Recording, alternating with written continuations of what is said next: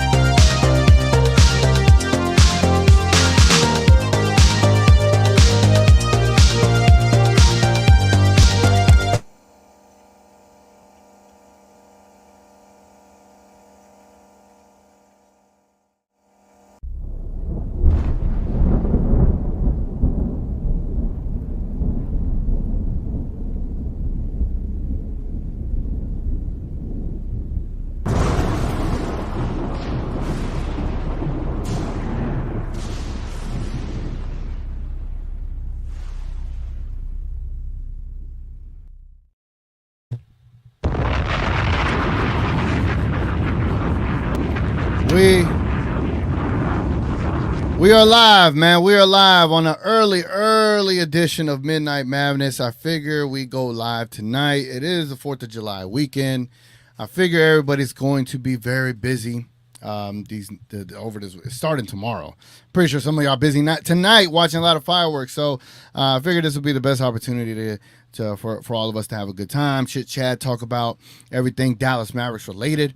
Again, appreciate y'all being here, man. And the first ever Wednesday night Midnight Mavness edition. It's pretty crazy. Anyway, man, let's go ahead and start the show. Got a special guest to introduce to y'all, but first we gotta hit the intro. Let's get it.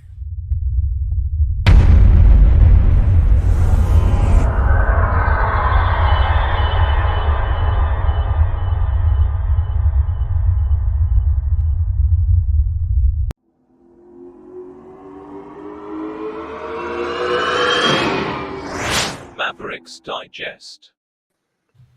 Hey, what's up, Mavericks Digest, aka Marcel Martin, or Marcel Martin, aka Mavericks Digest. What's up, bro? Yeah, what's good? Hey, I saw you had your shades on. I had my glass on. Like, wait, hold on. Let me throw my hood up real quick. Yeah. I thought it's like that meme loop with, at the end. It's that meme with Kermit, right? And there's like a Kermit with a hood talking to him. It's like, do it. Yeah. I was giving him the worst advice. Always giving him the worst advice. Yes, sir. What's up, man? How you been, bro? I've been busy, man. The Mavericks are on the move. Nico, if Nico's making moves, I'm making moves, man. There's nothing that man can do that I won't cover on my channel. So if he's busy, I'm busy. But I've been loving it, man. I've been loving it. I know the main topic of tonight is about Nico Harrison. We got a lot we're going to cover, but man, that dude is incredible. Yeah, man. Yeah, it's been a long time coming for Dallas Mavericks fan. I'm pretty sure somebody in the comments gonna be like, "Oh, pause that." But for a lot of Mavericks fans, man, we've been waiting for this. We've been waiting for like a competent front office, and Nico has been demonstrating all of that. But before we like really get into all like the details of it all, just want to send a special shout out to everyone that's been supporting the channel. Obviously, I'm trying to improve everything, and there might be some changes coming up. So y'all just be on the lookout for that. And everyone that could comment, obviously, our members. I really appreciate y'all too. But with shows, anytime they grow, and anytime you're trying to improve things, you gotta look to tweak things and fix things to make it better. But again, appreciate y'all being here. I'm off tomorrow, so that's why we're doing a show tonight. Must be nice. A lot of people. Oh, you work tomorrow? I volunteered to work, so I have off for Christmas. So. Nice. Yeah, I got to be up at 5 to go hoop. So that means I got to be up at like 4:30 to get to the gym to hoop at 5 a.m.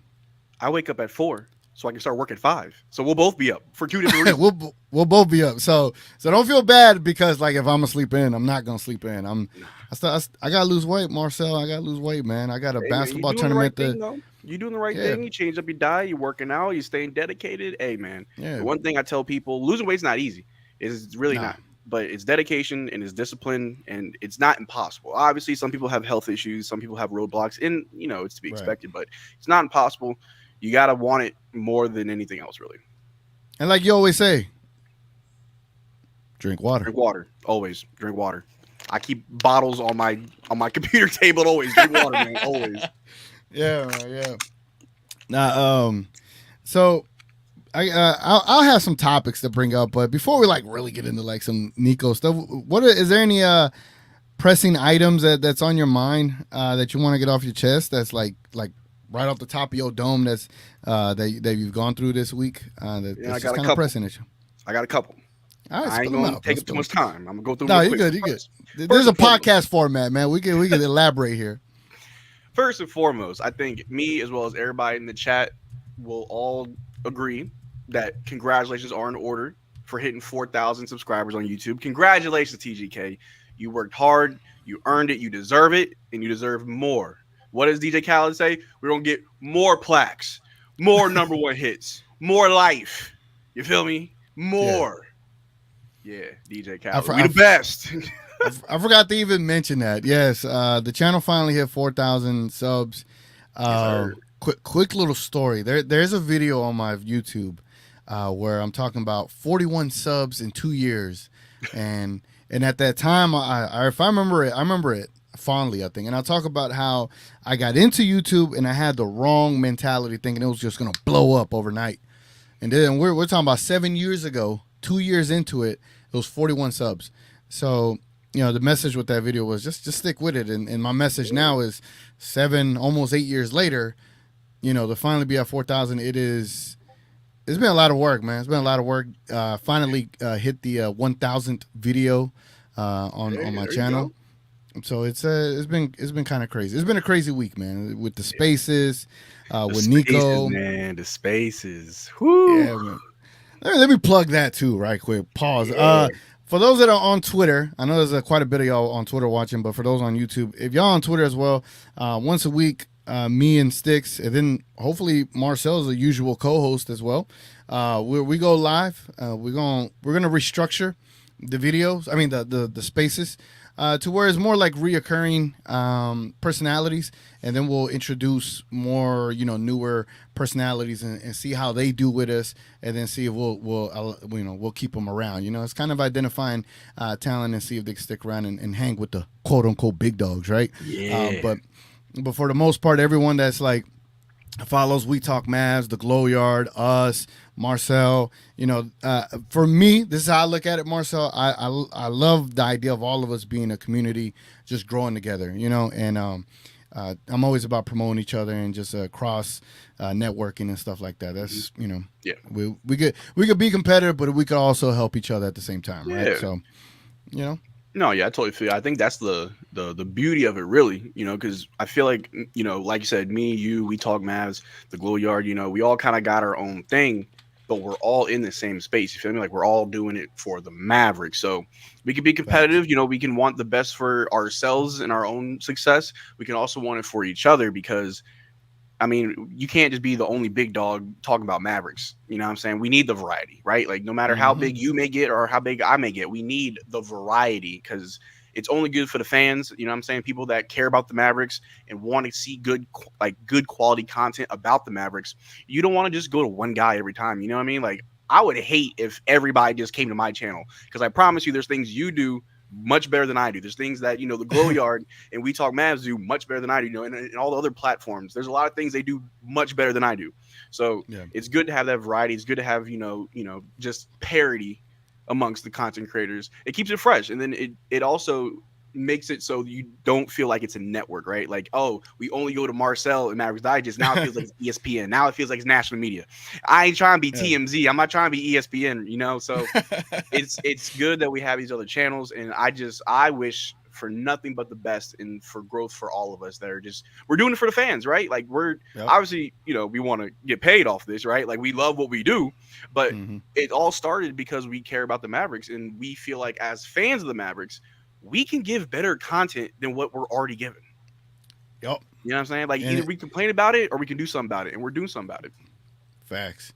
And that's a big component to it too, because Mavericks coverage in Dallas was bad growing up, and now I think Mavericks coverage in Dallas, and I say in Dallas, but King is in Baltimore, and you got different content creators for outside of Dallas, but also Mavs Outsiders, right? Bibbs is in Maryland, I believe, and then Reese is in Baltimore. So different things like that, right? And I think you also have like a content creator in New York, something like that.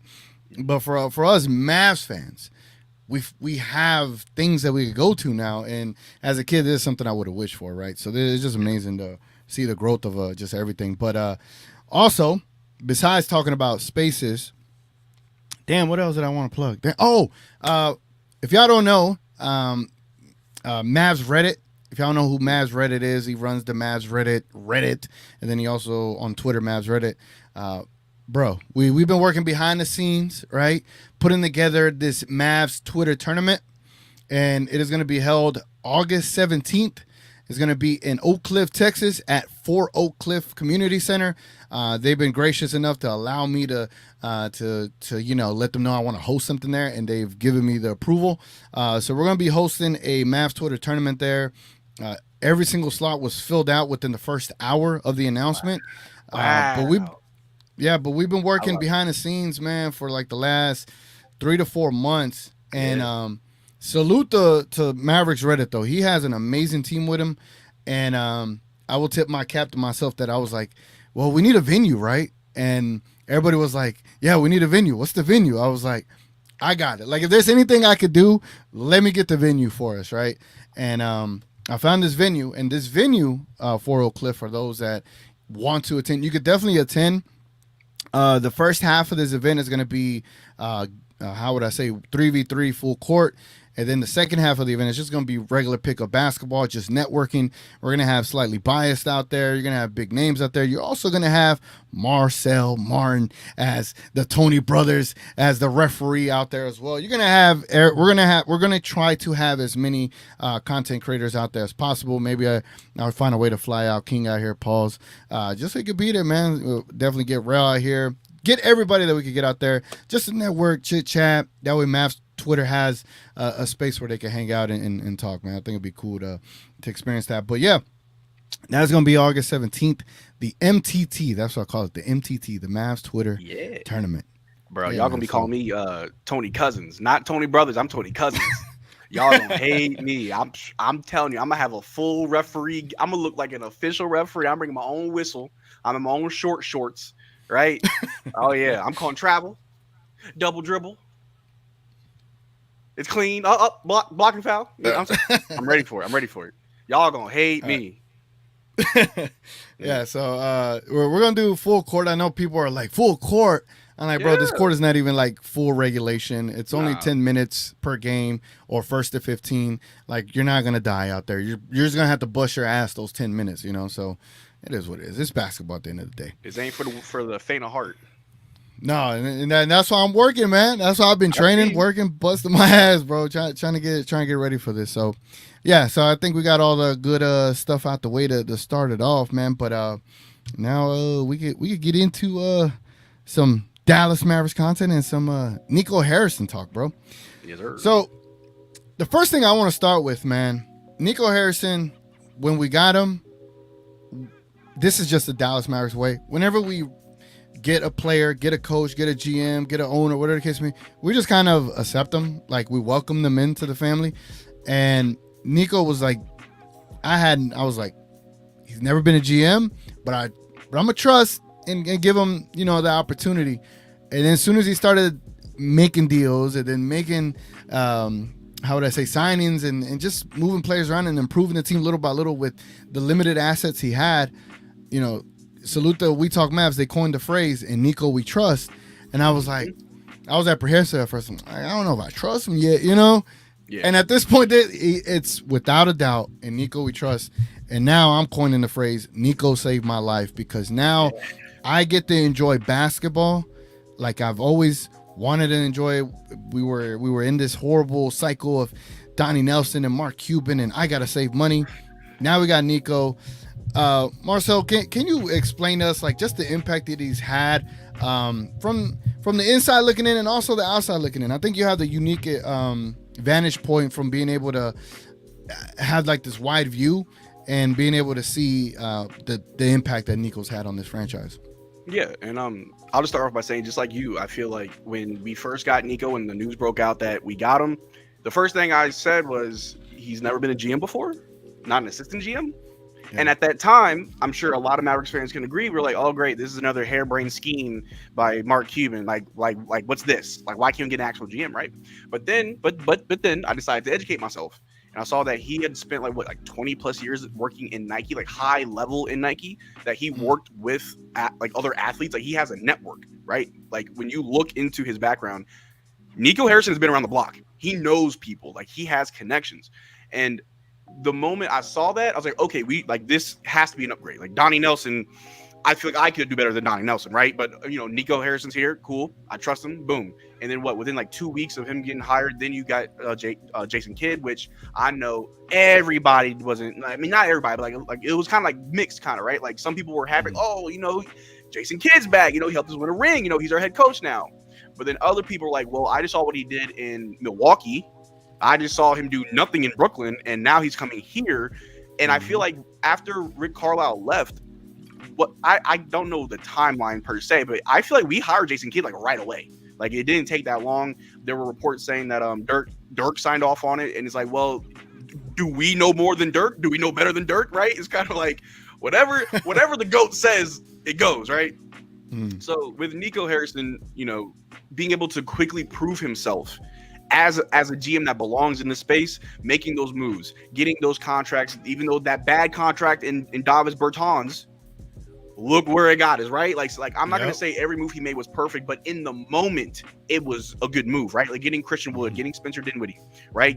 Those were good moves at the time. But instead of sitting on a bad move, sitting on a bad acquisition, on a bad contract, he was able to keep flipping it. And after this season, I was like, you know what? We may not make big moves. I remember it was the Game 5 live stream. We were already losing. I was talking to my chat about, the off season. I was like, don't expect nothing big because we don't have a lot of draft capital. We don't have a lot of, movable pieces that we may not be comfortable with moving. Talking about like Josh Green, Jaden Hardy. Josh Green did get traded, but I was under the impression that, we'll make small moves, right? We keep the main 6-7 people and we just, fix the bench a little bit. Obviously, Timmy, you got to go. Right, that was priority number one. Get rid of Tim, right? But Nico continues to just impress us. He continues to just show that he really does know better than the rest of us because he got Kyrie Irving. He saw a star, a champion in Kyrie Irving, who his value tanked while in Brooklyn. But he knew who Kyrie Irving was. And, okay, cool. Yeah, I'll get him. He's exactly what Luka needs. I'd say about 75% of the Mavericks fan base was against it. They hated it. We saw the national media talk about it. I mean, unless you were a Kyrie fan, you did not like that trade. Me, I've always been a fan of Kyrie. I'm not a Kyrie fanboy, but I know who Kyrie Irving really is. And so when we got that trade, I was happy. I'm like, man, now Luka don't have to do everything. Now he's playing next to somebody with a championship, that experience, that knowledge, because people don't understand that Kyrie Irving is wise beyond his years, not just as a person, but as a player. Kyrie is smart. And even though Luka is smart and talented as well, Luka is very rough around the edges. But him being rough around the edges can still get you a triple-double with 50 points, right? That's very good. But knowing that Luka can still get better and that Kyrie can help him get better is amazing. And then what do we see just like last week, right? Nico's like, all right, I'll double it up. You want more than one champion? Klay Thompson. I'm going to get Klay Thompson for Josh Green in 2 second-round picks. And I'm not sure if one of those picks came from Charlotte or not, but we did not overpay for Klay Thompson. We did not overpay for Kyrie Irving, and yet we have 2 future Hall of Famers and NBA champions playing with Luka Doncic. I want to say it was before the end of the season. I was under the impression that if we don't make the finals next year, if we don't win, it's okay. We just got to stay together. We got to keep fighting. I expect not 1, not 2, not 3, not 4, not 5. This team is so good and ready to go. And you got to think about it, too. By the time Kyrie and Klay are ready to retire, the team has matured and aged, and people have stepped up. They've taken that leap. They've taken that developmental step in their game where Derek Lively will be, and I'm going to say it right now. I'll say it here. In the next few years, in the next 4 years, Derek Lively will be a top 5 center in the league. If he's not by 5 years, within those 5 years, he'll be a top 5 center in the league, playing alongside Luka Doncic, whose game really is still evolving, still getting better. It's not declining at all. It's going to be crazy. And we have so many other assets. And just back to the original point, or back to the original question. Nico Harrison has an eye for the game that most people don't see, something that the fans don't see. I think it's very crazy when you think about it this way, that our defense completely changed at the trade deadline, and all we did was get 2 players. We traded about 3 players, right? We got rid of Seth Curry, Rashawn Holmes. We got rid of Grant Williams. All we did was add PJ Washington, Daniel Gafford, and our defense goes through the roof. That's crazy. That's insane to me. And PJ Washington ain't no defensive player of the year. Daniel Gafford ain't a top, some might say he's not even a top 10 center in the league, right? I mean, I love him. The landlord, I love him. PJ, I love him. But if you look at the landscape of the league, these guys aren't in the upper echelon. These aren't guys that typically get you into a finals, but guess what they did? They got us to the finals, right? These are the type of moves that legendary GMs like Pat Riley makes, right? These are the legendary moves that Hall of Fame executives make, right? A lot of players make the Hall of Fame. Not a lot of executives make that. And Nico Harrison, first 3 years, are showing us that his statue is going to be right next to Dirk's. I believe it. And a statue. Dang. Yeah. That's I love it though. I mean, it's all it's basically you believe in this man. Like to the Klay point, right? I think the biggest thing about this Klay trade was my biggest concern was the money. That was what the biggest thing I was on. It was the money. Yeah, and when the deal came out and I saw it was 3 for what, 50 mil, I was like, hold on, how much? Carry the You two. want that much? Like, wait, hold on, because I was asking, I was like, 15 to 18 would be perfect. Be perfect. Yeah. And what did we get? Got him at what? 3 is 50 mil, and I think it like ascends is like 15, 17, 18 or whatever, something like that. Yep. That is insane. And for him to get that deal done, I think there's obviously some added motivation behind Klay wanting to join a team that has a chance to win a championship. So he's like, I don't care, just get me here. And sadly, we had to sacrifice Josh Green. But I love fully Josh, understand man. why. Hustle, Right. man. Green, bro. Right. And I don't even know if we've done a good enough job to like bid a decent farewell to Josh. But you want to take that opportunity right now? Yeah, it's one thing to have an Australian-born player on your team. It's a blessing to have 3. Now we're back down to 2, and that's okay. We still got Dante, we still got Kyrie. I don't blame, and I don't want to cast no hate towards Josh Green in any way, shape, or form. He is exactly who he is, and who he is paid dividends for us. Hits those corner threes better than anybody, right? He provides hustle, always in the right spot for loose balls. It's crazy when you watch him play. He's very good at positioning. The only downside to his game really is the dumb fouls on defense. But besides that, Josh Green, while he was a Dallas Maverick, I enjoyed him. There were times where you're like, all right, kid, when are you going to get better? But he knew how to play within himself. And that's something that I say a lot on my channel about certain players, because the way this team is orchestrated, you don't want to add pieces that take away from someone else. So getting Kyrie Irving didn't take away from Luka at all. If anything, it added, right? So having Josh Green, even though he may not have taken those steps that people want, he never took away from anybody. He added a lot. But I appreciate all that what he did for the Mavericks. I wish him nothing but the luck over there in Charlotte with Grant Williams and Lonzo Ball, all that, have fun over there. Mm-hmm. But I think also, just to what you were saying about the Klay Thompson deal, is we had every reason not to get Klay Thompson. On paper, he should be a Laker. You were born in LA. Yep. You were a Laker fan. Your dad won a championship there. He's a commentator for the Lakers. He calls the games. You spent the majority of your entire career in California, so the move won't be that far. They offered you more money. You're playing with LeBron. Like, so many things are going against us. And what do the Dallas Mavericks have? I got Luka and Kyrie. We just made the finals. That's all it took. And I want to change what I said earlier. I know that we both said that we only wanted Klay if the money works. What I'm about to tell you, I'm about to change my answer. I feel like if we paid him more, I'd be okay with that. And the reason for that is I saw reports today that Klay Thompson watched film before even meeting us. Yep. Klay Thompson is already in the mindset of let's go and win a championship. It's not let me see what training camp looks like. Let's see what the season's like. No. This man already decided where he wants to go. And people need to realize if he fails in Dallas, that's okay. You played alongside Luka Doncic, Kyrie Irving, you had Jason Kidd. You were on a winning team, so it makes sense. If Klay fails in LA, it's a wrap. Man, first of all, they're gonna blame you. You are the scapegoat, right? Because you just got there. You're the new guy. You're the scapegoat. They're gonna call you washed. You don't play defense. Your shots broke. We've seen it happen all the time in LA, especially when you play next to LeBron. But Klay Thompson coming to Dallas, he can't lose. He's making more money. No state income tax, right? So he's making more money. He's playing with Hall of Famers in a team that was only 3 wins away from a championship. He still got a little bit of gas in that tank. He was one of the top players in free throw percentages made free throws, something that we struggle with from time to time. And he also led the league in threes off screens. For anybody who thinks that getting Klay Thompson is a negative, and we can talk, I want to try to go. Can we transition into Klay Thompson? Because I'm starting to catch a little vibe right quick, right? I'm about to catch a vibe. Well, before we do that, Yeah. you know, I got to push the chat.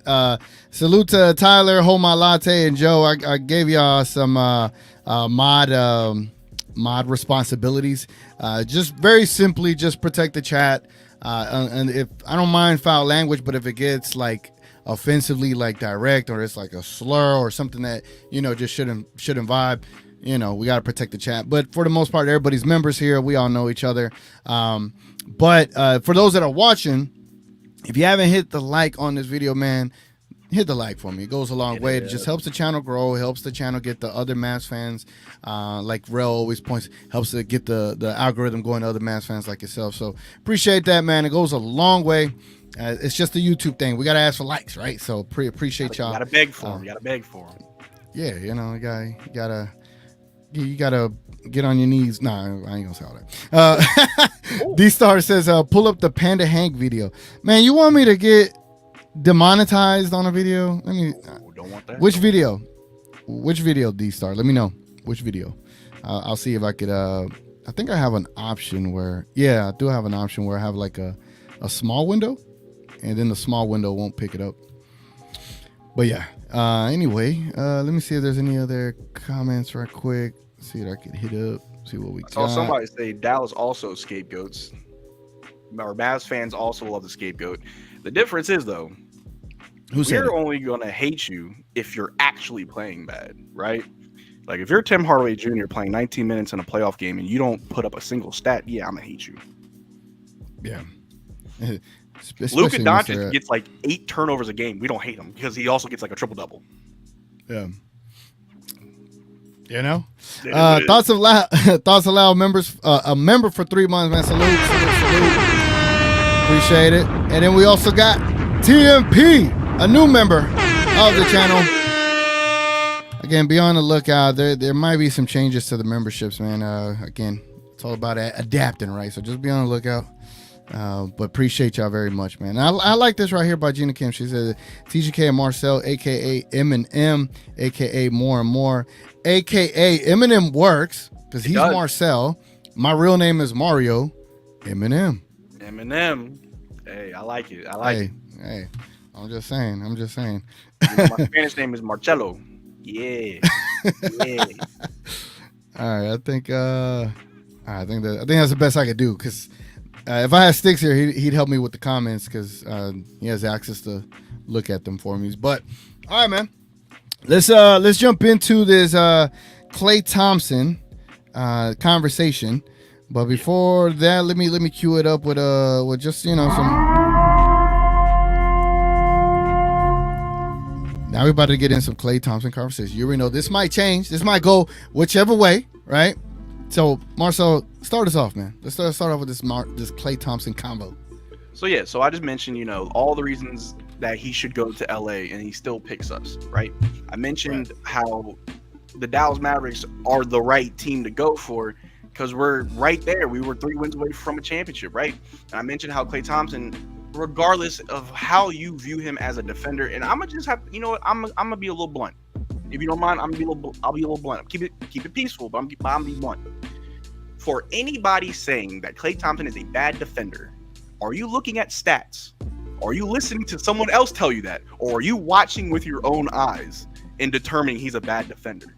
That's my first question. Second question, is Klay Thompson being tasked with guarding the other team's best player? No, he won't do that here.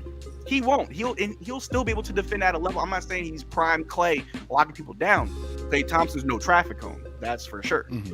But for whatever reason, people want to say, "Oh, we got rid of Derrick Jones Jr. We got Klay Thompson. Our defense is cooked. We're gonna be so much worse now." Our defense got better at the trade deadline, not when we signed Derrick Jones Jr. And let's not forget how Derrick Jones Jr. was only a starter because Josh Green got hurt. So did Derrick Jones Jr. play very well in the playoffs, show off his defense in the playoffs? Yeah, he did. That's why he got the contract that he got. But let's not kid ourselves and act like losing Derrick Jones Jr. and even though we got Quentin Grimes, even though we got Najee Marshall, even though we got Klay Thompson, our defense is cooked. I'd argue our defense will be better. I argue our defense will be better this upcoming season. Not only because we got good players in this offseason, but also the team has more time to gel. We have a full training camp. We got the whole summer. This team will get better. And what I said earlier, how Klay Thompson was already watching film before he even talked to us. He was studying the team, envisioning, how do I fit in this? What could I do? And I'm pretty sure he saw. I'm pretty sure he said, all those open threes, I'm knocking those down. That's free money. That's easy. That's a no-brainer. Just, I'm open three, cool. You gotta respect it, but you also gotta respect Luka. You gotta respect Kyrie. If PJ's open, trust that too. Derek Lively, if he feels fancy, can knock down a corner three as well, right?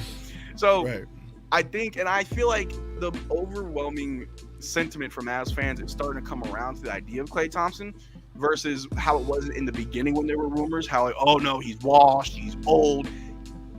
People calling Klay Thompson injury prone cannot give you the definition of injury prone. He missed 2 seasons with 2 injuries back to back. The next year, I think he only played 29 games because he was rehabbing for the majority of the season. But the second season he's back, he played 69 games. The last season, this past season, he played like 77, 78 games.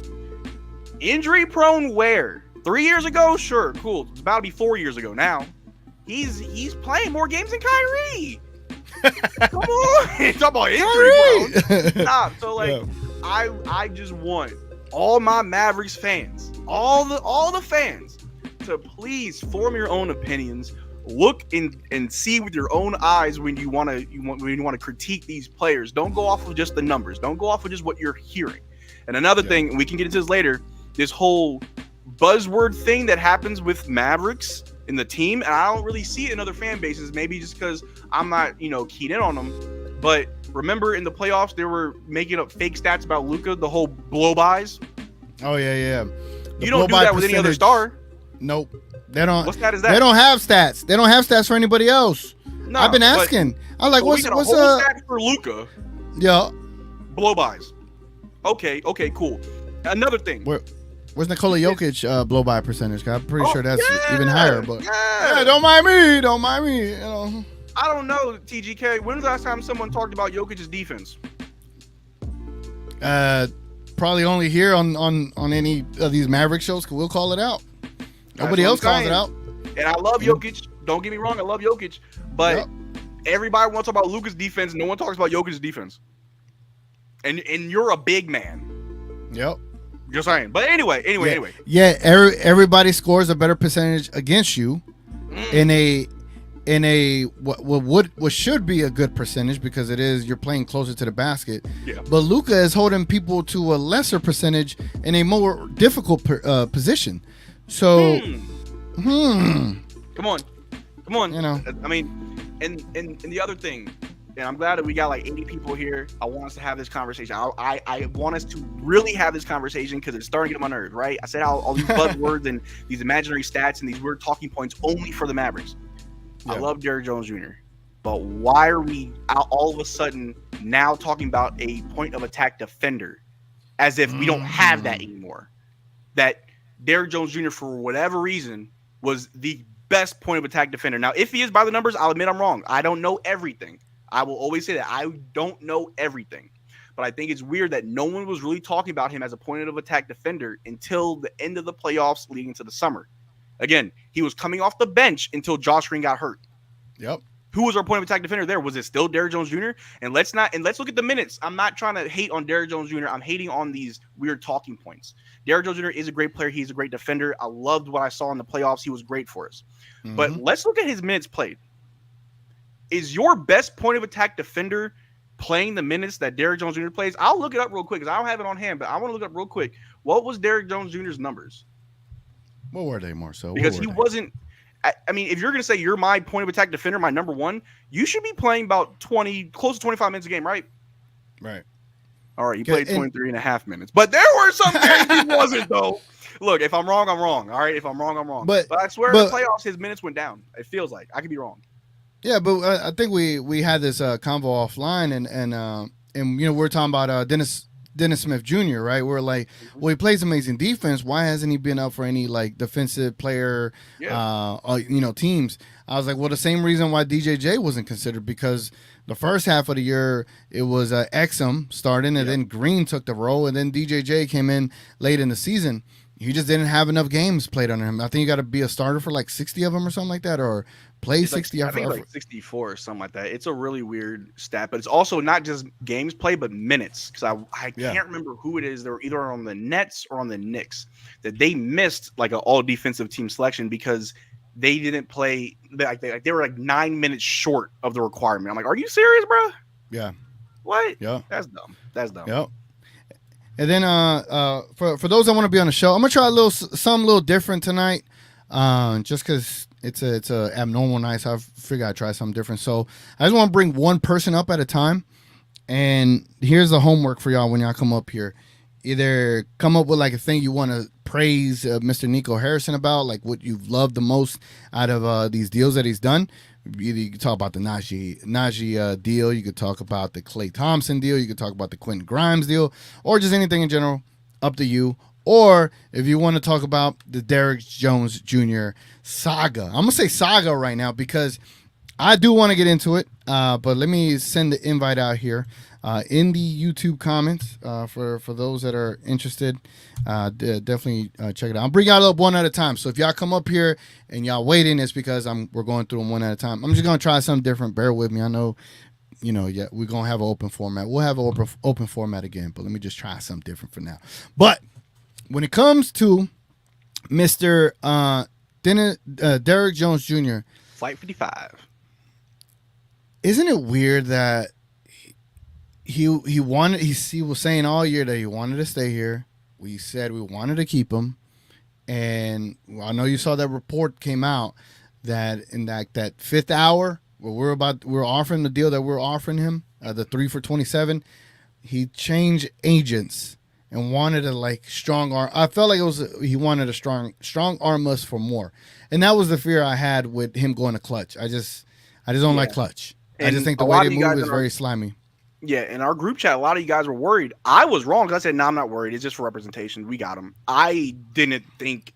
But when you think about it, when you look at the details, you left for $3 million more that you probably aren't going to see because of taxes. Yep. Half of your games are going to be in California now. More than half. Because you still got to play the Warriors, the Clippers, the Kings. Yep. And that was my thing is that I was like, something's odd about this, even before these reports came out. And then these reports come out, right? And Nico Harrison's pivots. He pivots in that moment instead of like, damn, I got to keep him. He doesn't. He pivots, and he goes get Najee, a guy that could, replace him in a way. And then now they have to go and find him a deal with LA for $1 million more in a system that's not going to be conducive to his style in my eyes. So I just find it pretty insane, bro. I ain't gonna lie, but looks like we got plenty. Oh, go ahead. Get your theory off, and then we'll open up the Luca Lounge. I'll make it real quick. So a lot of weird things around the Derrick Jones Jr. situation, right?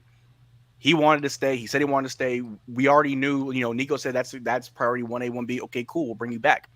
There were also reports leading up to us signing Najee that if the Mavericks can't bring back Derrick Jones Jr., they'll sign Najee Marshall. Okay, cool. I don't think Mavs fans cared about that information because we just wanted Derrick Jones Jr. back, right? I don't think we were really doing our homework on Najee because we were sold on Derrick Jones Jr. However, because reports said that we offered him the 3 years, $27 million. He declines it. We get Najee before the reports came out that Derrick Jones Jr. went to the Clippers. The report said that we got Najee Marshall for 3 years, $27 million.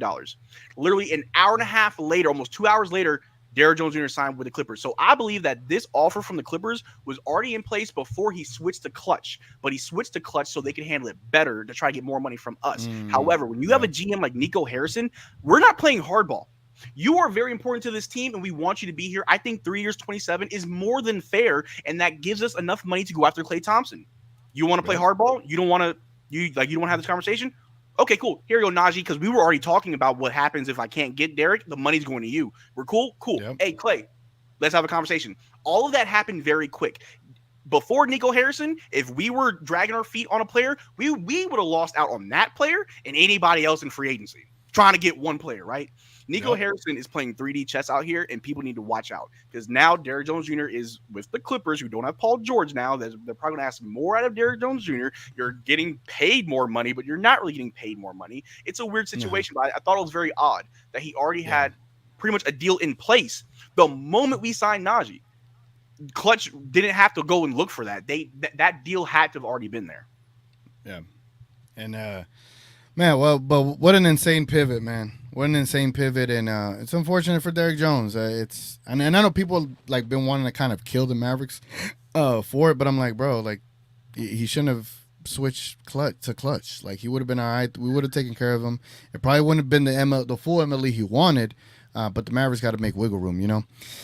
Yeah, don't forget that the Celtics offered him more money and he went with us, so he may feel like he's trying to recoup since we didn't win a championship. You feel me? Yeah. I think that's got to play into it as well. Like you were up against a team that offered you more money and you lose, you may feel some type of way. And also, before we open up Luka Lounge, we beat the Lakers in their top free agent target. We got both of them when they were trying to get them. And that's just on the Lakers for being a circus show. Nobody wants to go over there. Anyway, let's go ahead and let's open up Luka Lounge. And we're going to bring people up one at a time. Again, I already gave y'all the homework. And then once we get everything out, chit-chat, we'll go to the next person, so on and so forth. I can't be on here all night. I would be here till 1 a.m. if I could, because I got to hoop at 5 a.m. and Marcel got to be out of here as well, right? So let's be mindful to each other. And I don't know if the rest of y'all have a holiday tomorrow, but to me, it's a work. It's work. You know what I'm saying? So let's go ahead. Let's open Luka. Let's open Luka Lounge.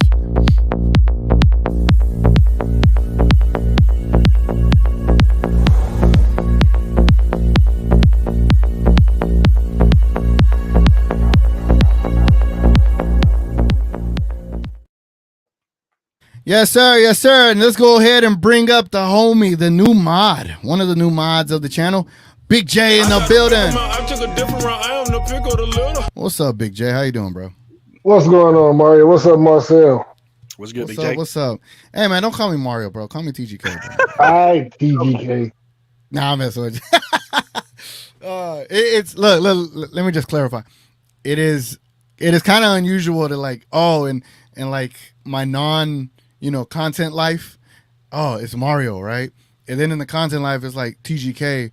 So then when I hear my name in the content world, I'm like, whoa, hold on. Yeah. Whoa, you know? Throws me for a loop. But no, you good. What's up, Big J? What you got, man? What's the homework looking like? Well, I had my stuff ready to go, but you trying to steal my thunder on the, my Lakers joy, because I appreciate what Nico did, making the Lakers look foolish and like a discombobulated organization, because we had our trade done already. We had already traded Tim Hardaway. We already had the trade exception ready, and we also could offer them either the trade exception and picks, or we could go to them with Josh Green, because we knew how much we wanted to offer him. And the Lakers already tried to trade D'Angelo Russell, and they had already turned that down.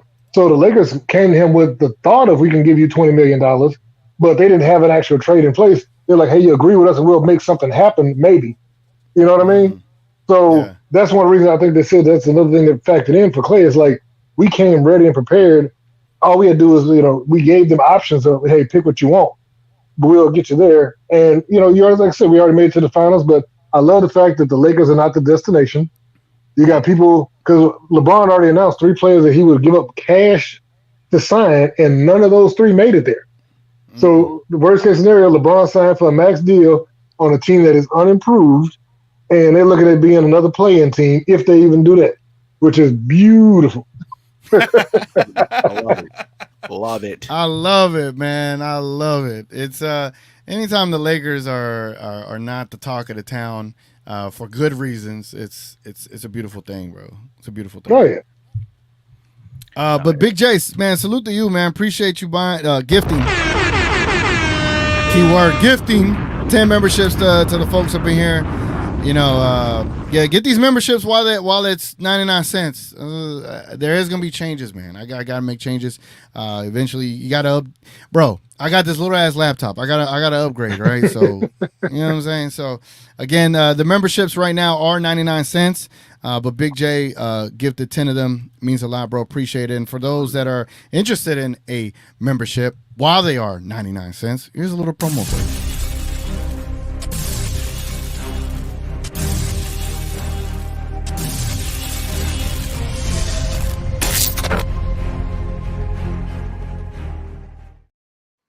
You know what I'm saying? Like,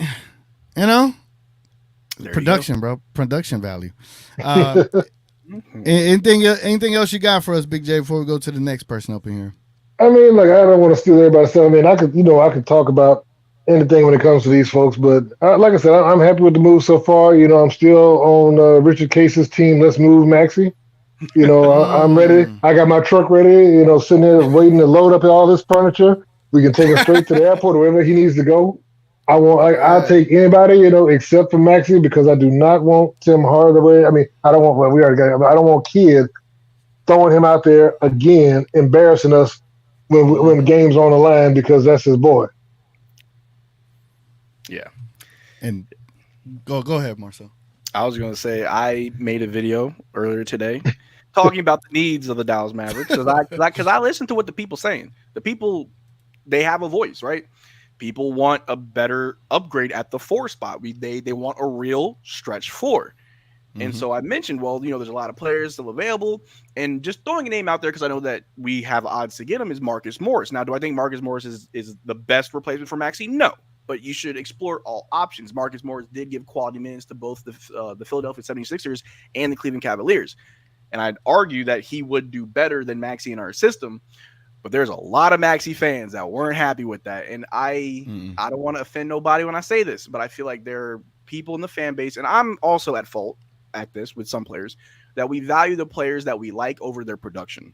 I was that way with Dorian Finney-Smith. I absolutely love Dorian Finney-Smith. I have his jersey in my closet. I love it. I'm never getting rid of it. I believe we'll get him back.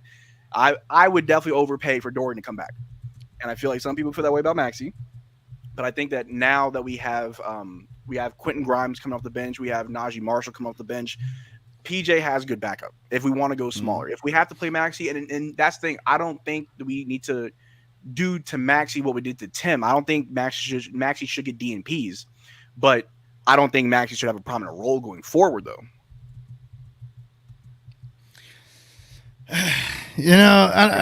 I will divulge into a whole nother conversation, but we'll save the Maxey topic, man. We'll save the Maxey topic. We'll get into it. We'll get into it. But salute the latte, man. Get their 5 memberships. Appreciate it very much. Hopefully, those that received them will enjoy them. You know what I'm saying? Big J, I'll keep you up here, man. Let's go ahead and bring in Mr. Master Fame in the building. Shit's going good, right? So write some positive shit. All right, Master Fame, what's up, man? It's time for you to turn in your homework. What you got?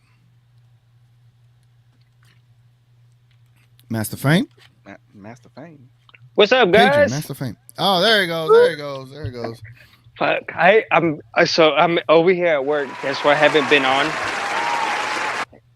I haven't been on in a while because I'm working the fireworks stand during the day. Come straight to the warehouse tonight to clean it. So it's been a busy June. Bro, but it's been busy everywhere. Like even where I'm at, it was super busy. But go ahead. Yeah, for sure. But I was over here sweeping. Let me cut you off. My bad. Let me cut you off one more time. Even the cops are busy, bro. Interstate 20, everywhere. They got to meet the quota, and they got to meet it on July 4th. It's insane. Oh yeah, they're pulling people over. Oh, yeah. Stupid. I seen state troopers, all kinds of stuff all over the place. Those black and white SUVs, you know. But anyway, so I haven't been on in a while. I was backstage sweeping over here, and I heard somebody talking shit about Maxey. Where they at? Who want these hands? What's up?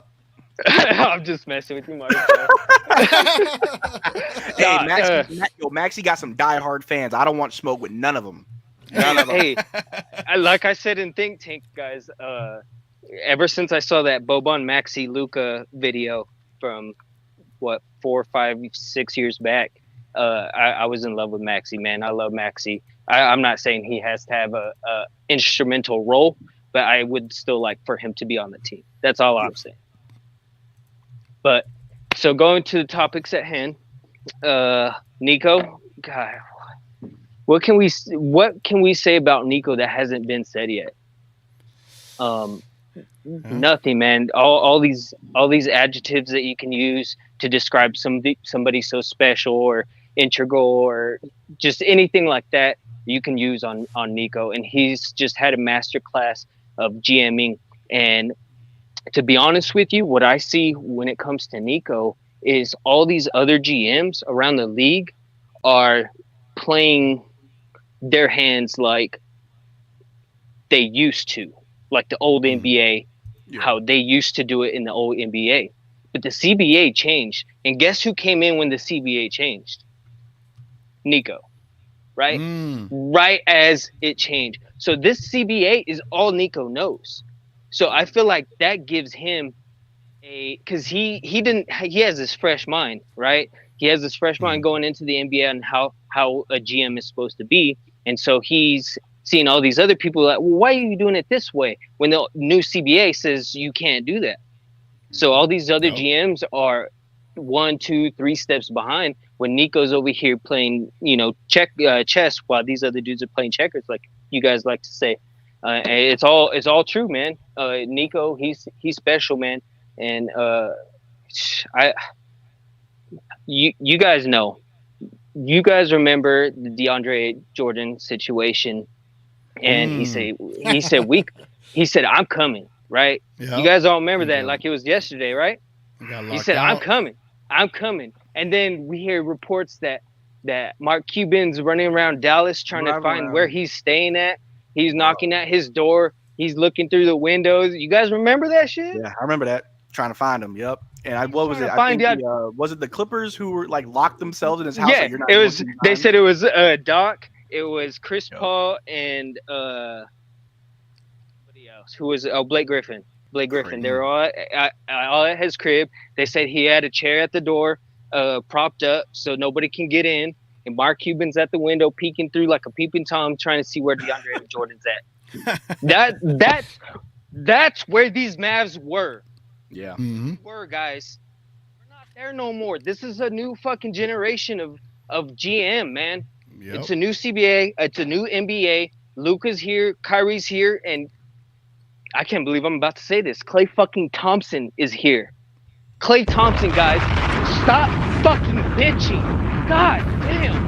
If they've been through what we've been through all these fucking years, we're getting all these Chandler Parsons, Nerlens Noel, who else, guys? Rajon Rondo, fuck him. Lamar Odom, Derek Fisher, all those fucking Laker greats. Fuck all them, man. Kemba Walker. We're here now with our team, our core, and we're not going away, guys. And I'm gonna leave it at that. We'll leave it at that. My guy, Master Fame, Cook there, man. Woo! That's gonna be a tough follow. It's gonna be a tough follow, but we got Nancy in the backstage. Let's bring Nancy up. What's up, Nancy? How are you doing? Hey guys, how you doing? Can you hear me? Doing good. Yes, ma'am. Yes, ma'am. It's time to turn in your homework. What you got? Okay, so I got a couple of things here. First, I'll start with Nico because he's the man. I think that Nico's got his whiteboard out. I think he's got plan A, plan B, plan C, plan D, plan E. And he's playing chess while the rest of the league is playing checkers. Yeah. That's number one. And everybody talks about his phenomenal relationships with players and how amazing that is from his 19 years with Nike. But I don't think it's just his amazing relationships with players. It's also understanding the business world and understanding how to deal with other GMs and how to deal with all kinds of personalities and egos in the room and whose ego is bigger than that one's ego. and he does it in such a way that he's not disrespecting people. So regardless of whether you want to do something, you don't mind working with the guy, and you're going to go back to him, and he builds relationships. I mean, look at some of the teams we keep dealing with. You know, look, PJ was on our watch list from the beginning of the season, and everybody's like, oh, we got stuck with Grant Williams. No, we went after PJ first. We couldn't get him because the Hornets were still doing their thing, and that's why we couldn't get PJ, and people forget that because so much goes on in a cycle. And believe it or not, Grant didn't work out. He pivoted from that, but Grant worked out, and he helped get us PJ. So every piece he uses, every scrap that's left behind, Nico's sweeping the floor, picking it up, and putting it in the mix. And he's not willing to give the farm to get it. You know, and these new guys that we just picked up here, and two guys here at TGK, I want to say this to you before you jump off the cliff about this guy, because I remember you trying to pull his video up during the Oklahoma City Thunder thing and how we played them, and you just wanted to hear them cry. And we went to that one pod to listen to. Do you remember that? And the guy, Three Cones. Remember him? Yeah, okay, I but just hear me. Yeah, just hear me out here, because at first I wasn't going to listen to him either, because I wasn't going to listen to somebody trash us. But he had some interesting things to say about our new guy, Marshall. Because he said apparently he either had a friend or a family member that's a Mavs fan, and they were saying, okay, I don't know how to feel about these trades, losing DJJ and all this stuff. He said, interesting enough, Marshall played, who was runner-up there for MVP? Oh, was it Shea? Shea, exactly. He said he did a really good job of defending him during the playoffs when the Pelicans played them in the first round. Yes. He said he did a good job of defending Shea. So I find that interesting. Huh? I was saying he was living in his jersey in that first round. The one thing about Najee Marshall that he's going to show all Mavs fans, he don't care if your name Michael Jordan. He gonna strap up. Pause. He don't care who you are. I'll guard God if I have to. That's Najee Marshall. From all that I've seen, this man doesn't run from an assignment. But the reason I found it so interesting, because he's a fan, right? So obviously he has a podcast. So if he's willing to admit it, that he was, you know, did a really good job of you know, defending their superstar, that's saying a lot. Yeah. You know, and then also I think just Nico knows how to make people feel important. He understands that if you're trying to go after a superstar, you're not trying to go after them with a hamburger when you want a steak. You know, he's bringing the big guns, and he's still taking meetings important. Like him and Michael Finley flew out to LA to meet with him. They didn't just pick up the phone and get with the agents and talk to all these people. They brought Kyrie, and then Kyrie didn't just pick up the phone and talk with Klay. Kyrie met face-to-face with him. Even Tim McMahon reported on that, and Chris Hayes, the guy that reports on all the players, was saying that he was one of the big reasons why he decided to come. So it's just, it matters relationships, especially after how things ended there in the Warriors. Hey, Nancy, I got a question for you real quick about the Nico thing. Do you think that Nico, because everybody said how straight he shoots people, do you think that is one of the big reasons why people respect him so much as far as the players and the recruits that they're talking to? Well, yeah, because the one thing is he respects them. He appreciates what they bring to the game, you know? So I think players, good or bad, can respect that. You know, and I really honestly don't wish DJJ any harm or bad feelings, because I know a lot's going to come out over the next couple of weeks and how much he's probably to blame and all these things. But, you know, he was honest about things. I think he did want to stay here, but he was also honest about he wanted to get paid. And that's okay. You know, two things can be true at the same time. Like he did come here instead of going to Boston because he also felt like his skills could be more shown and elevated here than they could in Boston. Yes, he might have a championship, but what would he have gotten at the end of it? For all you know, Boston could have let him go, and he still wouldn't have shown what he was able to do. And he was huge for us. So respect that he did a lot. Wish him well. But I really don't want Mavs fans to start turning on him because things worked out really well for us, and he did his job when he was here with us. And it's okay for a player to want his money, especially ones that don't get paid. Yeah. Yep. Oh, I'm glad you said that because now we're about to have a contrarian up in here. But let me go ahead and introduce who we got. I'm gonna bring both of these guys up, but we're gonna let Joe go first. But before we bring Joe and the other guy up, let's hit his intro before we get started. I didn't do fucking shit. I didn't rig shit.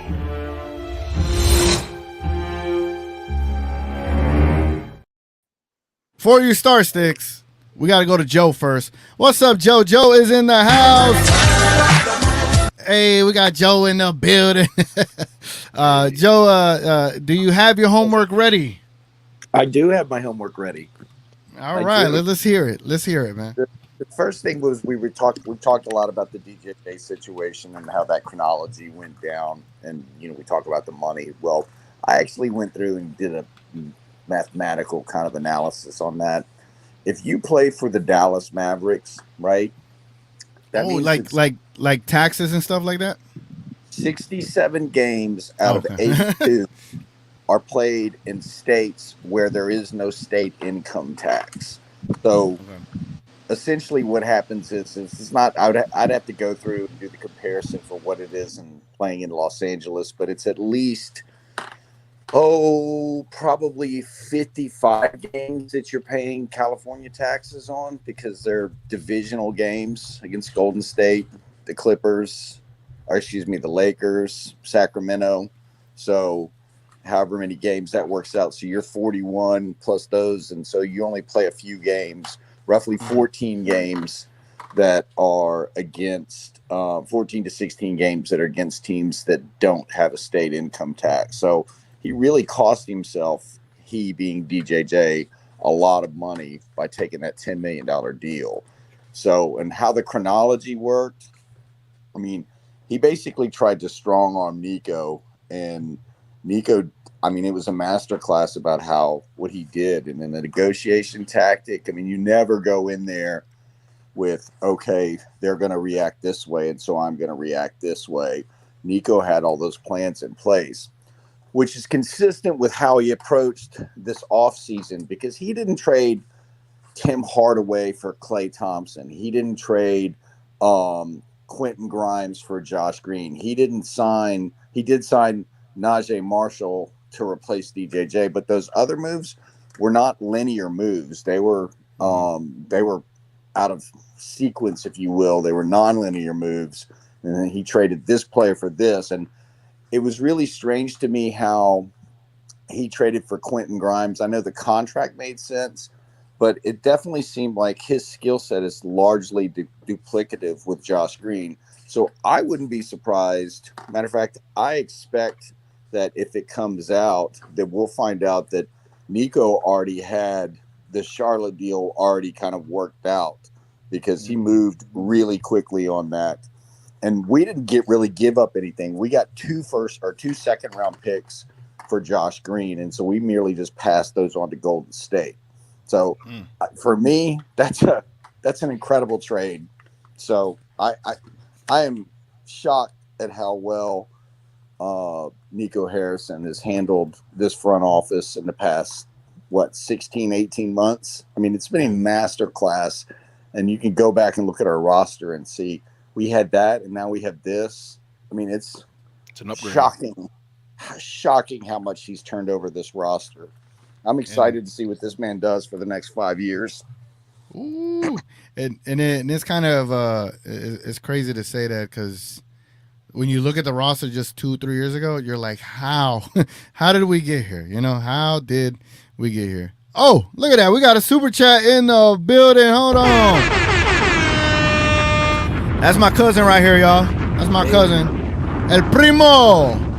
El Primo says, what's up, Primo? How much I got to drop for that Texas Big X to plug drop? I have a different tier under my tiers, which I might have to modify a bit. But there's a second tier. The second tier is obviously a little bit more expensive, but that tier gets you a sound effect because it makes sense, right? So this is my sound board, right? This is a section where it has sticks. Wait, I can press it right here. This is sticks.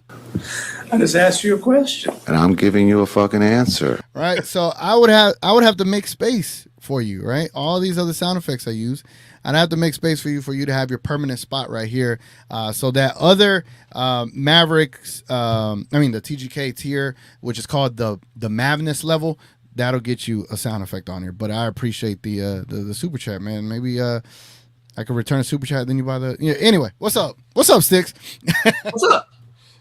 What's up, man? What's up? But Fireworks. oh yeah, how was watching fireworks on America's birthday or pre-birthday? Pre-birthday, yeah, it was pretty good. Actually, we went to downtown Roanoke and we were like right across from where they were shooting them. I've never heard fireworks that loud. Like you could feel the shockwave from the big ones. It was pretty impressive. They had a hell of a finale too, so it was pretty good. Yeah. So so pretty good. You got any homework? I know Nancy ended on talking about DJJ, and I'm not here to just stir things, but I know you have a strong take on DJJ. Oh, do I? Can you share with us? Can you share? Hold on. I need Sticks to get on that high horse first. High horse. Yeah, hop on that high horse first, and then tell us. I got to back high and mighty first, right? That's what I heard. Right? Talk That's down right. to us. Talk down to. Let me explain something to people. Okay, now I mean, as far as both Nico praises and DJJ, they kind of go hand in hand together, right? So I think you're seeing finally, as I've said many times now, that Nico is gone. I mean, Cuban is out and Nico is in. And now it's also Nico without Cuban over the top of him. So you're seeing Nico being able to not have Cuban go, but I really like that guy. Look what he did for us. Oh, he's so sweet. I got to look like the really nice owner, rich billionaire. So we got to keep people just because we want to pander. So now we don't have a GM dealing with that crap. And so you've got Nico looking over at DJJ and saying, you ain't worth the MLE. Your offensive abilities were a liability.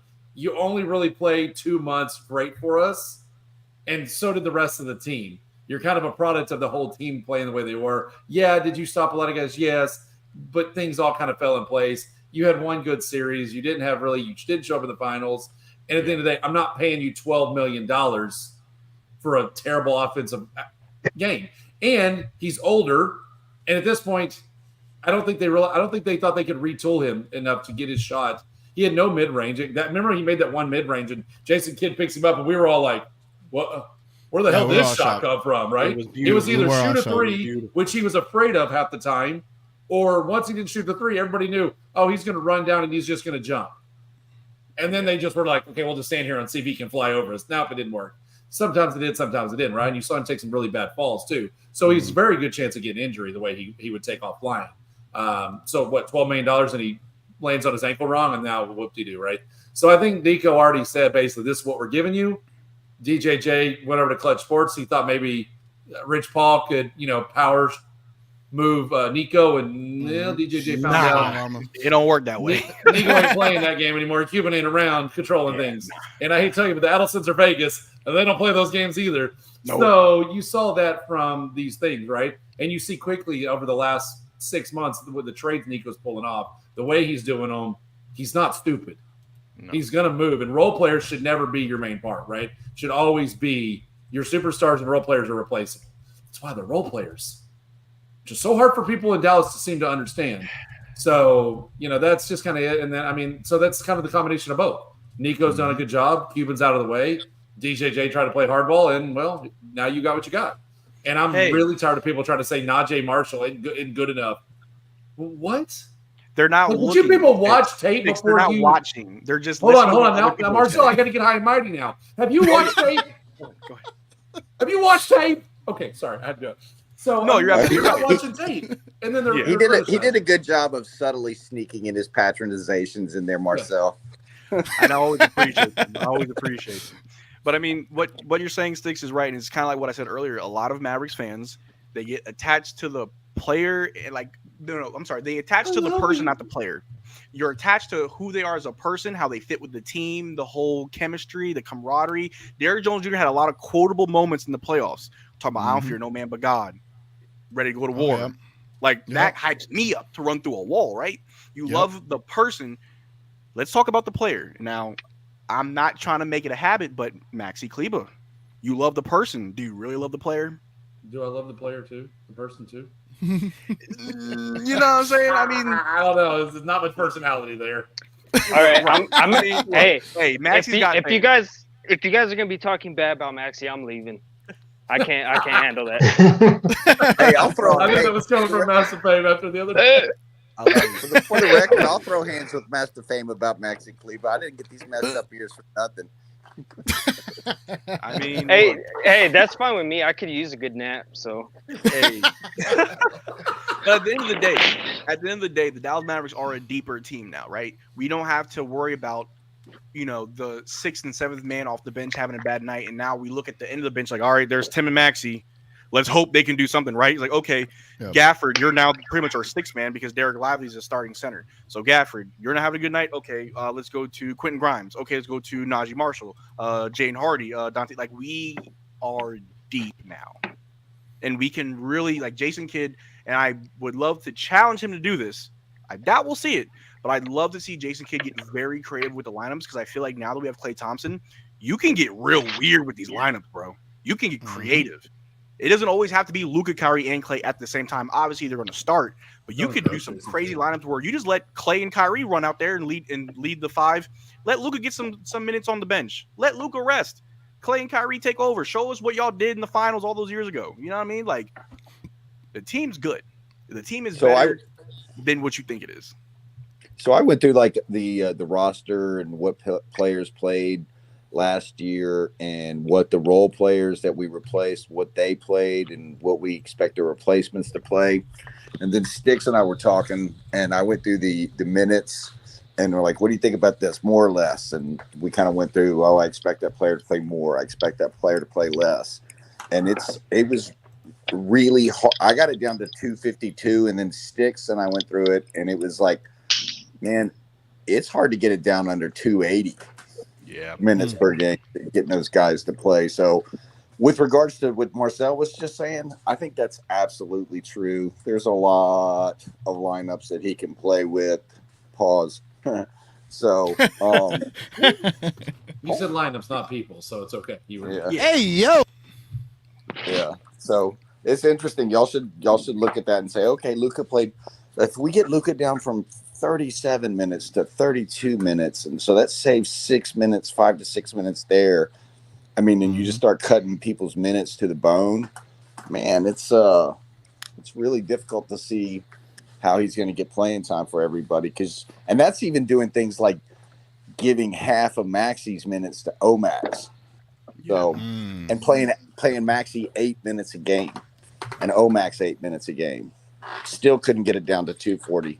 Yeah, Maxi sees 20 minutes a game. I'm never taking this Fire Kid thing off my Discord name. I mean, I'm with you, Sticks. Is Maxi the new pal? No. Yes. No, he's in the TSJ. Maxi's he's in the TSJ. In the wise words of We Talk Mavs, he's the new trash can juice. And it wouldn't be so bad with Maxi, except he's overpaid too. That's what I'm hoping for right there. Whoop, whoop, whoop. I'm just waiting for Maxi to get hurt. And he can't play. On cue. Pinky toe? Anybody? Gone for like, what, 4 weeks, 5 weeks? Yeah, they had to reattach it. For like 3 months. That dude was out like 3 months with that pinky. No, they put a bionic pinky toe. They put a bionic pinky toe? Okay. Bruh. Man, I guess he needs to recalibrate it then. Yeah. Well, for what Maxi has been able to do with everything against him, you love it or hate it. It worked when it worked. It didn't when it didn't. It is what it is. But as fans, just like what Stick said, how a lot of fans were upset about not getting Derrick Jones Jr., right? Like, people are emotional about that. Like, I said it sucked because, like, I like the vibes and the camaraderie and the chemistry. But for production, we're fine. We're not falling off a cliff. We're not taking a step back. We're taking a step forward, right? But it's hard, like I said earlier, it's hard to, like, separate the person from the player. You like the person. You can't tell me you like this production because the production is not that good. It's just not. I mean, but I think that's the problem too, Marcel. Too many people are attached because they can become fans, and I know Joe understands this. BJ, I think probably understands it pretty well too. But as a business owner, right, like I have employees that I've really liked personality wise that just couldn't do the job, and I have to say you can't do the job. I don't want to let you go, but you can't do the job. So I'm a small business. I only have so many people, right? I gotta let you go. You're hurting the whole team. Same thing with a sports team. You only have so many people that can play, and if you can't do the job, especially if you're wanting more money, I don't care if I like you personally or not. This is business. You got to go. So hey yo, one of the things that I was thinking about, even kind of continue what you're saying, Sticks, is that, and I think this is more Cuban than anything else. I know everybody blames Donnie, but I used to talk to Donnie all the time, so I kind of heard some of the other stuff that was going on. Cuban got attached to people. Yeah. Like, he locked on to players and he became a fan of the players. Yeah. And because he was also the owner, he would want to keep people around just because he liked to have them around, even if they didn't serve a purpose on the court, which is like we saw Maxey and a lot of these other guys. I mean, even when Darryl Armstrong, before they made him an assistant coach, you know, we had him on the team because he liked him, but I mean, he wasn't really a player. And, you know, so I think that was, and I think now that he's been pried away from the basketball responsibilities, I think that we see the difference that they're making business decisions and talent decisions. Because, I mean, yeah, we got rid of DJJ, who he played, according to one of the stats I heard, he played more minutes guarding the other team's point of attack, off from offense side than anybody else in the league last year. But we now have Grimes and we have Najee. So we now have two extra defenders that we can throw out there and sick on people. So, and even add both of those guys shoot threes at higher rates than the guys they're replacing and higher percentages. So they have higher volume and a higher percentage. So I think we got better on, you know, probably about at least the same on the defensive side, but then better offensively, that was the problem because the offense stagnated. Yep. And one thing I want to add to what Big J just said, they are better shooters than what we lost. Whatever people want to say about the defense, the beauty of basketball, it's harder for me to fix your shot than it is for me to fix your defense. I can't force you to play defense. Defense comes from effort, right? We've seen over the course of the last season where we, like I told you earlier, TGK, at the trade deadline, all we did was add PJ and Gafford, and the whole team's defense got better, right? Yep. Who's to say that Grimes comes in better as a defender, right? Or Marshall develops better as a defender. Who's to say one of these guys aren't in the running for Defensive Player of the Year? Now that's big aspirations, or at least making all defensive team, but it's possible, right? I'd argue Derrick Jones Jr. wasn't this good of a defender until he got here. And you can look at the numbers. His defensive rating actually got better after the trade deadline, meaning getting PJ and Gafford affected the entire team's defense. And getting Grimes, who's already a good defender, getting Najee, who's a dog. I would hate to walk down a dark alley at night running to PJ and Najee. I'm emptying my pockets, bro. I'm telling you to pin to my bank card. That's racist. Here you go. Like, they're going to lock you up, and it's going to be a hard time for you, bro. 48 minutes of hell, of just pure hell.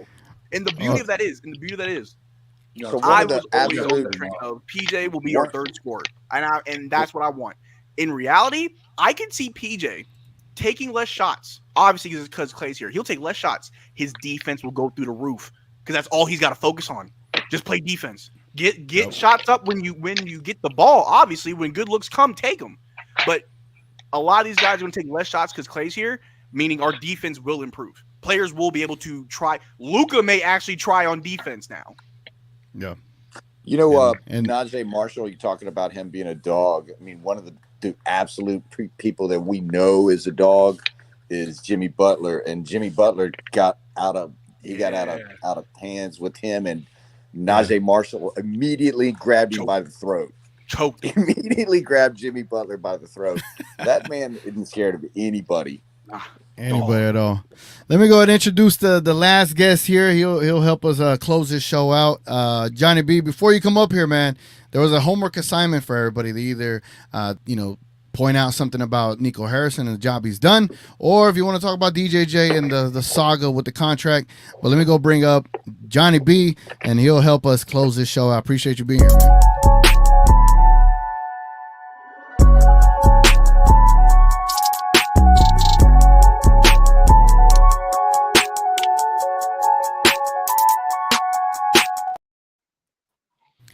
Johnny B in the building. What's up from the West Coast all the way over here to Dallas, man? What's up, man? How you doing? All right. Quiet down. All right. Well, where's your homework at? Turn your homework in, man. I ain't did no damn homework, man. Oh man, the Klay fan is coming in with all the smoke. No. Listen, we gonna you know I do like Klay, but we're not gonna do all of that, all right? Okay. That's not the homework. I do like Klay. Now, what was the homework? Tell me. The homework was. I could do my homework on the spot. You get the homework. You failed the assignment.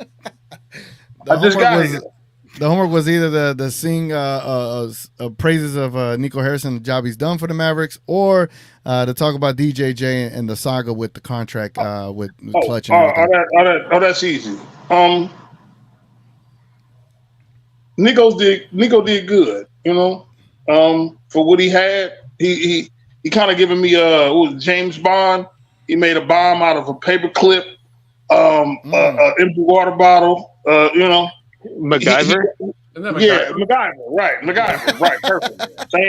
Same thing. But yeah, he did a good job. Like who he had and what he turned it into. I don't have nothing bad to say about him. You know, he get a gold star from me, and that's not an easy feat. You know, and Derrick Jones, I felt like how y'all felt about it. Like when I seen he went with Clutch, I knew then that the fix was in. It was something going on once he signed with Clutch Sports, because we all know. I don't know if y'all know, but I've met Rich Paul. He's a little bitty dude, right? Little dude, but he think he got everything in a chokehold, so he think that he can go and go in everybody's pockets and shake them down, for his clients or whatever. So I think that was a real boss move for Nico to just like, yo, you're not gonna sign. All right, we out. Like, we're not going to sit around. We're not going to wait. We're not going to play. If it would have been the last regime, we'd still be waiting for Derrick Jones Jr. to sign. And that's how we got burned so many times, waiting on other people. Dwight Howard, DeAndre Jordan, the point guard dude, the light-skinned one.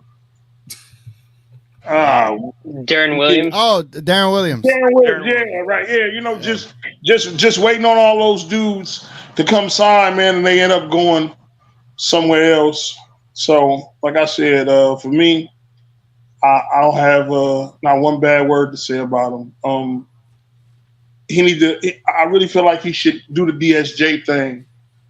You know, I'm really torn between him and Spencer. Like, I know how good Spencer was for us, and I know that he could still be good for us, but I still got a little salty feeling about the whole Laker thing. So I know DSJ would I think the opportunity for him, he'd play harder for us than Spencer did what he would. He'd be more appreciative of the opportunity to come back and play. I feel like we get a different version of Dennis Smith if he came back to play for the Mavs.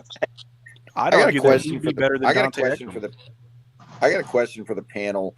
What do y'all think about signing a big instead of, like, I know everybody keeps mentioning DSJ and Spencer, and I think those all have their merits and they have their detractions. But what do you think about trying to find a cheap big, so that whenever Gafford or Lively miss games, we're not seeing Dwight Powell play? But I've been saying it. Go ahead, BJ. Let BJ have this moment. That's his. No, I've been saying it. I've been saying, look, let's look for a trade or something to get rid of Maxey and get another big. Everybody's talking about another guard. We don't really need another guard. We got ball handlers. We got point of attack defenders. We've got, wings. We don't need another small. We need another big to keep, because like I said, if Lively goes down or if Gafford goes down, guess who's getting on that court? You know what I'm saying? We do not want to see not traded. That's another thing. Why everybody keep about getting rid of Maxey? We need to get rid of Dwight Powell. Like, well, the reports they don't play Dwight Powell. The reports came out the other day that Nico's not even fielding calls for Dwight Powell. You ask about him, you get turned down. Sarcasm, though. That wasn't serious. No, Anybody that, calling that was it? White Powers were Hey, trying to get wiped out from y'all. We need someone to sit on the bench and be a cheerleader. There's Dwight Powell. Dwight Powell's the nicest guy we know. You can get a big, you can get a big on a two-way. Like, you know what I'm saying? Like, you got 3 two-way slots. I think you could probably get you a young big, maybe a little project and just have them on a two-way just in case. Now I know it's too late. That's what I'm saying. It's too late. But would y'all have liked us going after Wiseman from Yeah. Detroit? I like Wiseman. Nice. I would have But liked he's with the Pacers now. I think that would have fit our timeline as well because he's young. I mean, I would rather have Nick Richards. He only $5 million. Like I trade Maxey for him and Dwight Powell. They contracts are similar. Nick Richards only make $5 million. Dwight Powell make $4.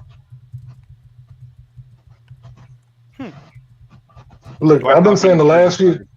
I've been saying the last few days. I've been saying Maxey for Marvin Bagley III. The contracts match up. That works in the trade. He's 25 years old. He averaged 11.6 boards last year. I wouldn't be mad. Like I said, if he's our third center, come on. That would be good. Said Marvin Bagley? Yeah.